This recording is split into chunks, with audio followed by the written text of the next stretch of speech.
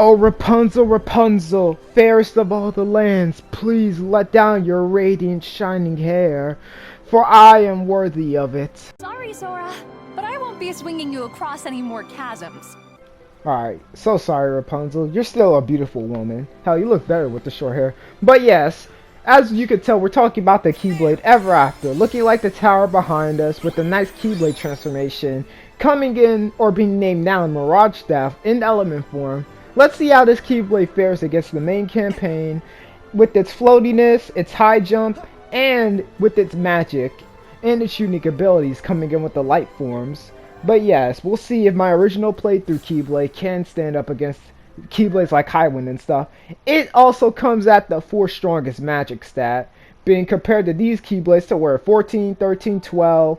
It has really good abilities, unique abilities too. And like I said before, these are its beginner stats, 2 strength and 6 magic, with this being its final stats being, like I said before, among the 4 strongest magic stat in the game. So let's see and review its strength and weaknesses for this video. Alright, so let's start off with something simple for its strength. Like its stats, terrible strength coming at 2, but 6 magic for a beginning Keyblade is amazing. And its final stats are pretty good as well, with the 4th highest magic stat being 11 and 7 strength, which is alright, but the abilities are pretty good, with Aerosa being its situation command. You could sometimes get it, with Aero Boost dealing 20% more damage with your Aero Magic, which is really good, especially giving you more damage with your Aero Magic. Especially since you're not going to guarantee get it, so it just makes it more worth it when you get it. Leap Racer, it's fun. It just gives you more survivability. When you cast Cure, you'll get invincibility frames. Now this Keyblade benefits, especially from Grand Magic, just dealing 3 health bars right there. And if you don't do magic, you can potentially just get an Aerosa to do more damage. This Keyblade just pumps out damage. Now let's introduce you to its shot lock. First of them being Shimmering Drops, being a healing shot lock, which can heal a lot, especially with all the numbers you have, which can do a lot of damage and heal your full health. Now, let's talk about the fully charged shot lock. Spectral Rays is broken. It's just a broken shot lock. It does too much damage. It does 3 health bars right here. Spectral Rays is a broken shot lock for all the damage it deals. This means it can stand on its own in boss fights, especially against Skull, since Skull Bits drop focus orbs. This means this Keyblade can hold its own in solo boss fights. Now, like I'll go into weaknesses, it does suffer, but it still can hold its own for how much damage it does. This means it can also hold its own in gank fights too, just for how much damage it deals with all of its AoEs. Its Keyblade transformation also having AoEs. Like I hit an opponent behind me right here. I have all these rings of light, beams of light around me, and it can also fill the situation gauge pretty fast. This means if you don't want to use this Keyblade or this Keyblade transformation, you can just pass it on to another Keyblade. Hell, it's also pretty good for Keyblade switching.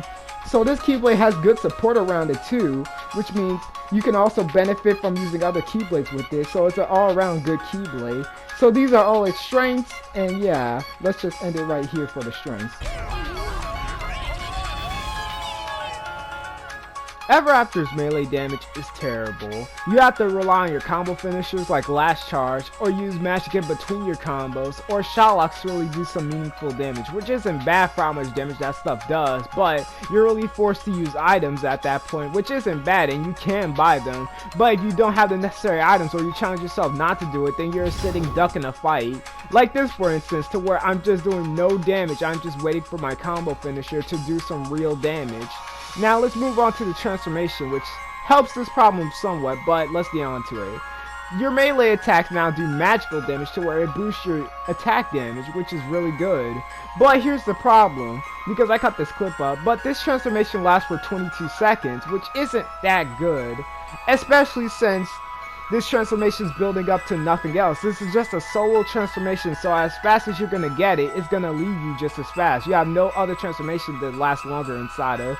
And your combo finisher is really bad. It gives you no invincibility frames. I had to use my finisher to even survive that encounter with Dark Inferno. The clones don't do that much damage. They don't stagger all bosses. And they just purposely take you out of a combo to where it's like you're forced to use use the magic beams of light, and the clones barely even break Snowball's armor. Now let's get on to the finisher, to where it's just not that good. I don't want to call it terrible, but it's alright. It's just bad. Like, it can barely kill enemies, and it just doesn't do that much damage against bosses. It at least puts you high enough to where you're not going to get punished, but here are its weaknesses, and I think that's all for now. Notable moments now, to where I got a good time with Ever After with 1 minute and 40 seconds, which is pretty good in the Hercules minigame, and how I'm under level for this world, dying in one hit while in slow motion, so it couldn't even process my death or like put me backwards, and how I had to grind for like the lucid crystals just to fully upgrade the Keyblade. I did not have a good time with materials in this run. And how I nearly killed Xehanort in one cycle here, to where I just used my Grand Magic of Erosa, Firaza, then my Shot Lock, and I'm just off by like 1 hit point, then die anyway. Then I managed to do it here, technically. I damn near killed him in one cycle, but his revenge value was too high. But I still managed to do it in this way, to where I just got the reaction command and killed him. And my first attempt at Dark Inferno, which was horrible. It's here, the final ranking time. Let's see where this Keyblade ranks.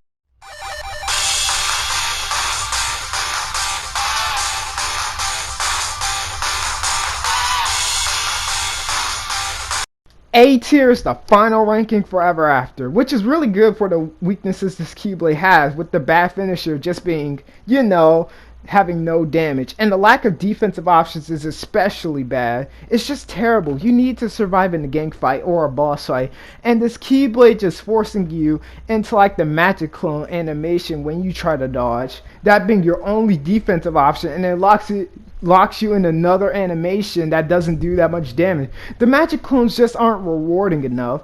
That's what really brings this Keyblade down, but it has really good strengths. Like I said before, with the switching, the damage, the shot lock. But yes, that's a final ranking for this Keyblade, and now the Dark Inferno fight.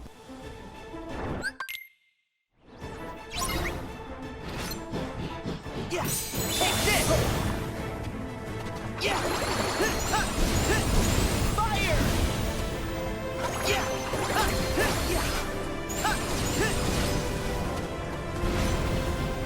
Yeah! Back off! It's over!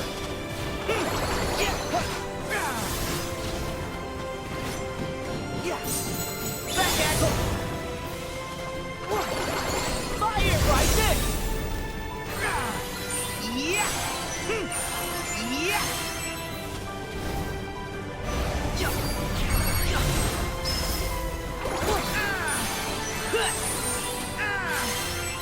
See ya! Here we go! Light!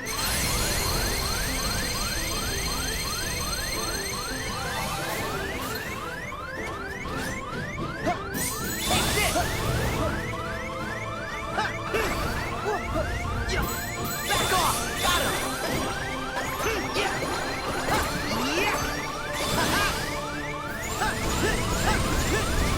Heal! Yeah! Take this! Yeah! Back off! Yeah! Yeah! Yeah!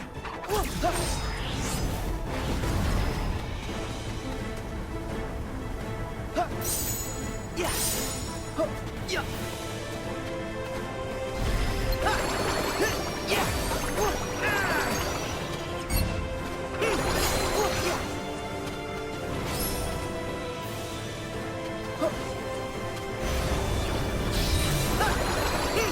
Storm! Solo, here we go!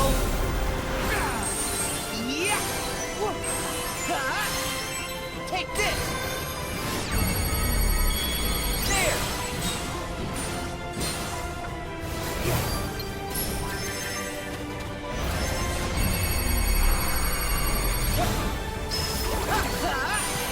Yeah! Come on!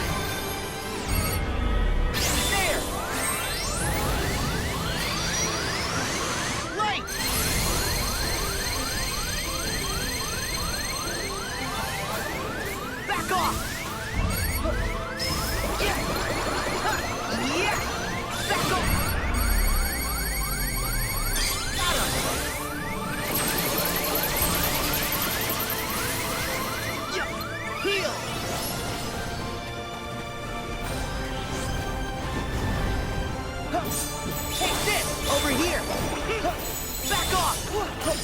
Take this! Got him!